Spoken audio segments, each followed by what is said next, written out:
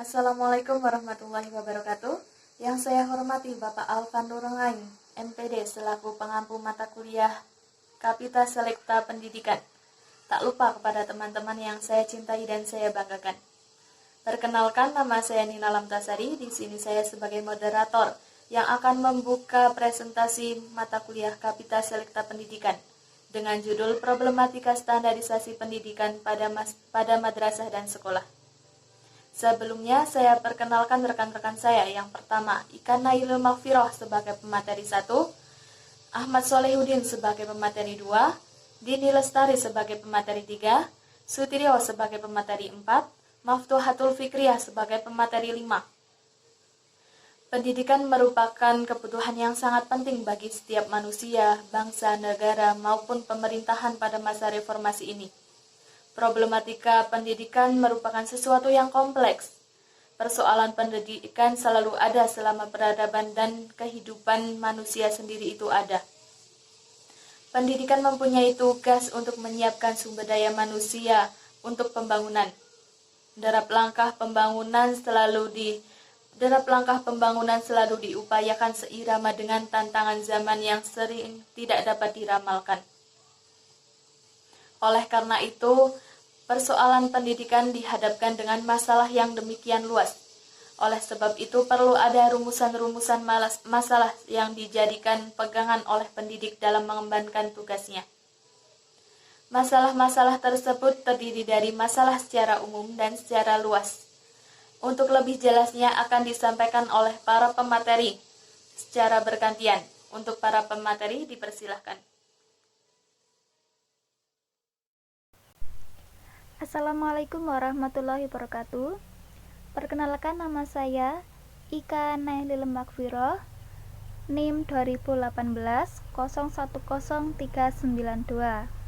Saya dari Prodi PAIB semester 6. Oke, di sini saya adalah pemateri 1 yang akan menjelaskan tentang pengertian madrasah dan sekolah. Untuk pengertian madrasah berasal dari bahasa Arab sebagai keterangan tempat dari akara kata darasa yang mempunyai arti sebagai tempat belajar, para belajar, atau bisa diartikan jalan, sedangkan kata madrasah diartikan buku yang dipelajari atau tempat untuk belajar. Sedangkan sekolah adalah sistem interaksi sosial suatu organisasi keseluruhan terdiri atas interaksi pribadi terkait bersama dalam suatu hubungan organis.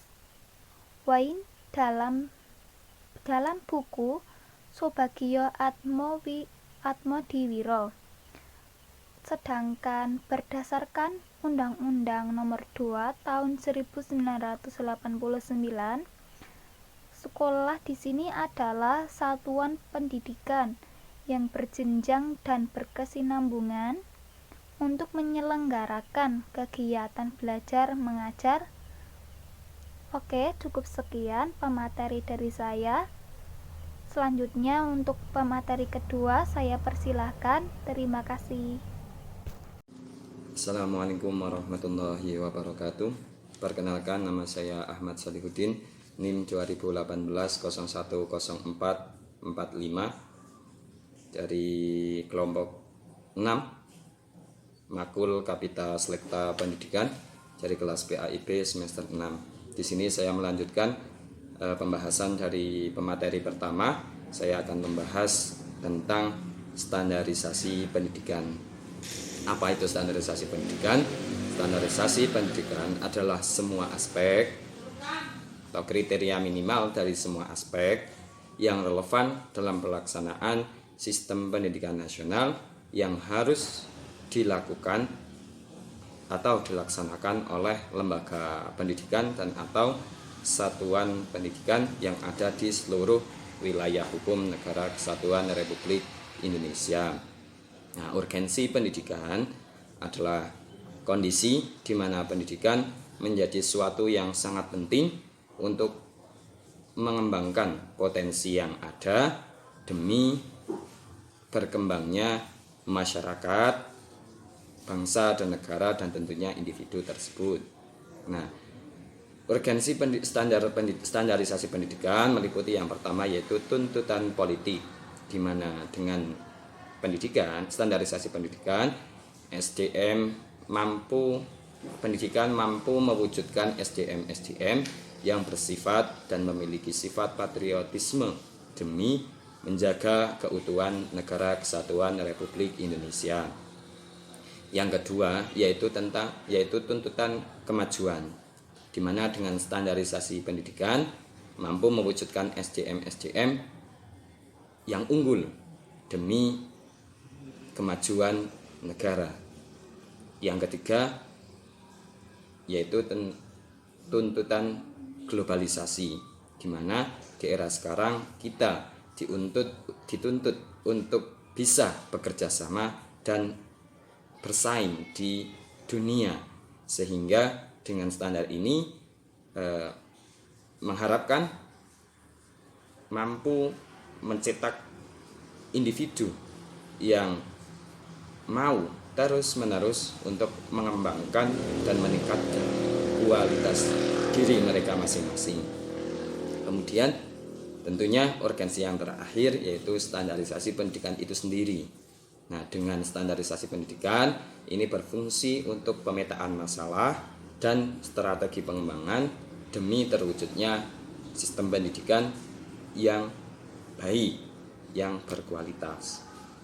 Nah, dasar hukum dari adanya standarisasi pendidikan ini adalah Peraturan Pemerintah Nomor 13 Tahun 2015 tentang perubahan atas Peraturan Pemerintah Nomor 19 Tahun 2005 tentang Standar Nasional Pendidikan atau yang kita sering sebut SNP.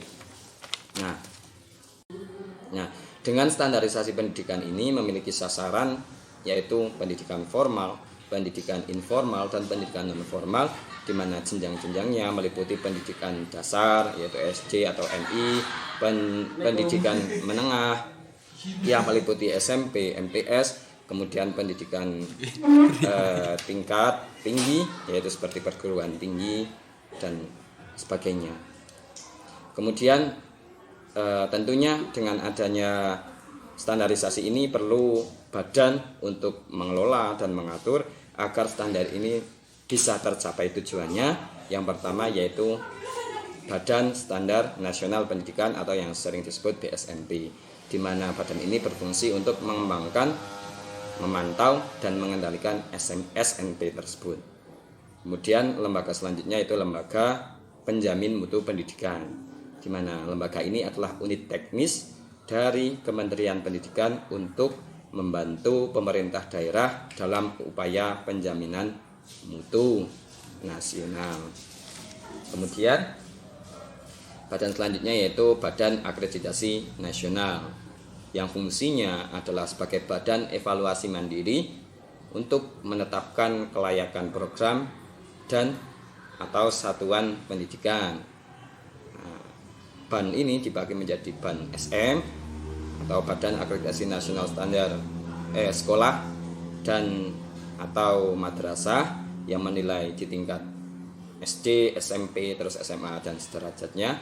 Kemudian ada juga BAN PAUD dan PNF atau Badan Akreditasi Nasional Pendidikan Anak Usia Dini dan Pendidikan Nasional Non Formal. Kemudian ada juga BAN PT atau Badan Akreditasi Nasional Perguruan Tinggi. Nah, lembaga yang terakhir tentunya karena ini membahas tentang standarisasi pendidikan, yaitu lembaga yang berwenang adalah Kementerian Pendidikan dan Kebudayaan Republik Indonesia atau Kemendikbud RI, karena memang dengan adanya kementerian ini yaitu bertugas untuk mengurusi pendidikan nasional yang ada di Republik Indonesia. Nah, kemudian selanjutnya yaitu bentuk penilaian SNP. Bentuk penilaian SNP ini terdiri dari PMP atau evaluasi diri sekolah, kemudian ada PKKS, penilaian kinerja kepala sekolah yang menilai adalah kabupaten, kemudian yang terakhir ada akreditasi nasional. Akreditasi yaitu kegiatan untuk menilai seberapa jauh, seberapa banyak sekolah melaksanakan dari instrumen-instrumen standar nasional pendidikan. Demikian materi yang bisa saya sampaikan tentang standar nasional pendidikan. Kemudian terima kasih atas perhatiannya. Saya akhiri. Wassalamualaikum warahmatullahi wabarakatuh. Assalamualaikum warahmatullahi wabarakatuh. Nama saya Dinestari, NIM 2018-010438. Di sini saya akan menjelaskan tentang ruang lingkup standarisasi nasional pendidikan yang terdiri dari 8 standar. Yang pertama standar kompetensi lulusan, kedua standar isi, ketiga standar proses, keempat standar penilaian pendidikan, yang kelima standar dosen dan tenaga kependidikan, yang keenam standar sarana dan prasarana, ketujuh standar pengelolaan, dan kedelapan standar pembiayaan. Di sini saya akan membahas satu persatu standar. Pertama yaitu standar nasional pendidikan tinggi adalah standar kompetensi lulusan. Standar ini merupakan kriteria minimal tentang kualifikasi kemampuan lulusan yang mencangkup sikap, pengetahuan, dan keterampilan yang dinyatakan dalam rumusan capaian pembelajaran lulusan.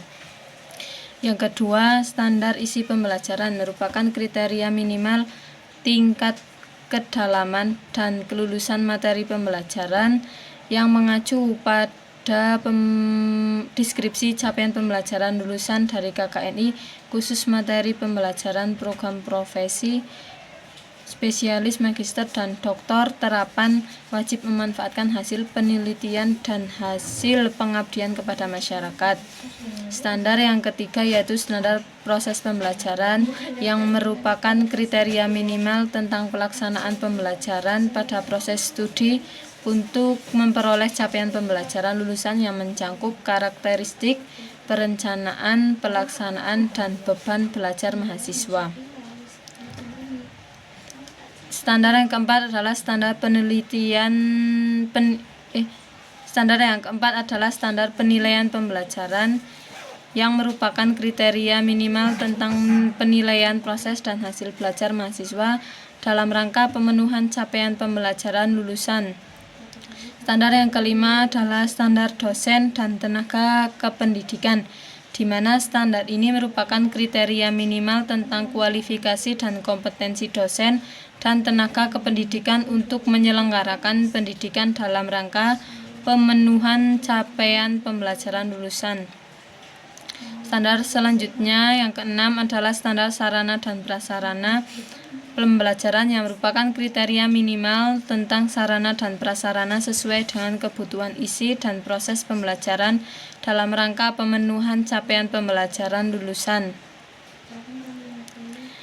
Standar yang terakhir yakni standar pembiayaan, yaitu merupakan kriteria minimal tentang komponen dan besaran biaya investasi dan biaya operasional yang disusun dalam rangka pemenuhan capaian pembelajaran lulusan.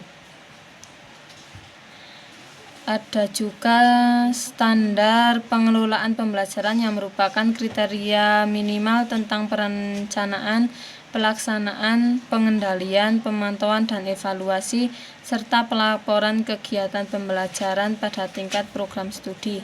Sekian pemaparan materi dari saya. Wassalamualaikum warahmatullahi wabarakatuh. Assalamualaikum warahmatullahi wabarakatuh. Sebelumnya perkenalkan, nama saya Sutrio, NIM 2018-010403. Saya akan melanjutkan paparan materi makalah kami yang berjudul Problematika Standarisasi Pendidikan pada Madrasah dan Sekolah. Di bab 4 atau poin D tentang Badan Standar Nasional Pendidikan.